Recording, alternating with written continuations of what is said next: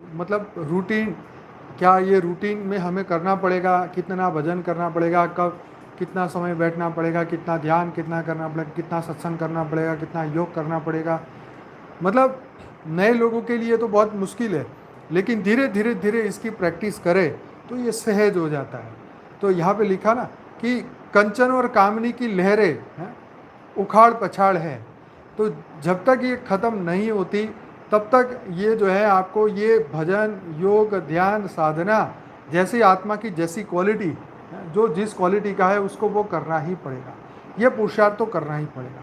तब जाके जैसे बोला ना कि नाव छिछरे पानी में पहुंचेगी तब उसके पतवार को शांति मिलेगी, तब वो शांति से अपना काम कर सकता है।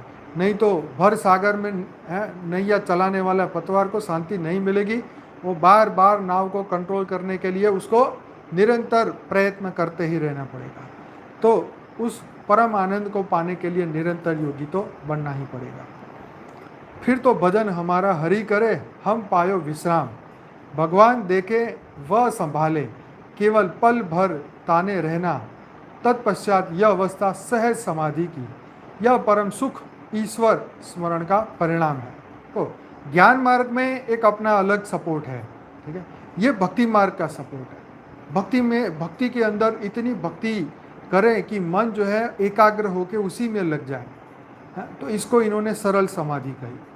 जहाँ पे ज्ञान मार्ग की यहाँ बात नहीं है, यहाँ भक्ति के मार्ग की बात है। क्योंकि हर व्यक्ति, हर आत्मा तो ज्ञान मार्ग में नहीं चल सकता। हर आत्मा की ये कैपेसिटी नहीं है कि वो ज्ञान मार्ग में चल सके। हर आत्मा की ये कैपेसिटी नहीं है कि वो भक्ति में चले। क्योंकि अब ज्ञानी व्यक्ति जब भक्ति करने जाएगा, वो मंदिर में जाके वो जल चढ़ाने जाएगा, तो उसको अंदर से आवाज़ आ रही कि ये क्या नाटक है। क्यों? क्योंकि उसका भक्ति मार्ग तो पिछले जन्मों में समाप्त हो चुका है। उसने बहुत भक्ति कर ली है और भक्ति का फल ही उसको ज्ञान मिला है। ऐसा नहीं है कि भाई बिना भक्ति मिला है, भक्ति तो की है ना। तो धीरे धीरे आत्मा में परिवर्तन आता है। तो ये एक स्टेप बाय स्टेप प्रोसेस है जब आत्मा परम आनंद में पहुंचती है। यह महापुरुषों की बात की कि महापुरुष जो है उनकी मन की एक ऐसी अवस्था में पहुंच जाते हैं भक्ति करके, ध्यान लगा के, सहज समाधि में, कि जहाँ पे उनके साथ बैठने से, उनका सत्संग सुनने से ही मनुष्य जो है वो तीर्थ का फल जो उसको मिलने वाला है, वही फल वो सत्संग में, वो सत्पुरुष के सत्संग में उसको मिले जाता है। तो क्योंकि आप तीर्थ में घूमते हो तो वहाँ पे कोई आपको सत्संग नहीं मिलता। आप तो उस जगह पे जाते हो, वहाँ के वाइब्रेशन आपको मिलते हैं, वहाँ पे हज़ारों लोग श्रद्धालु इकट्ठे होते हैं। तो उनके विचारों के कारण जो एक वायुमंडल का प्रभाव होता है ना, उस वायुमंडल के प्रभाव के कारण वहाँ की वैल्यू बढ़ती है।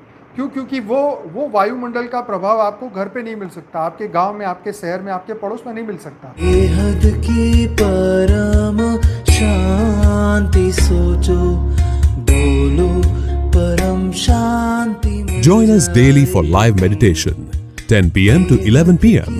on YouTube Live. Subscribe now.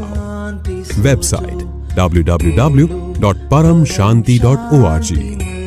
Email us anand@paramshanti.org. Like, share, subscribe. Join today. बेहद की परम शांति सोचो।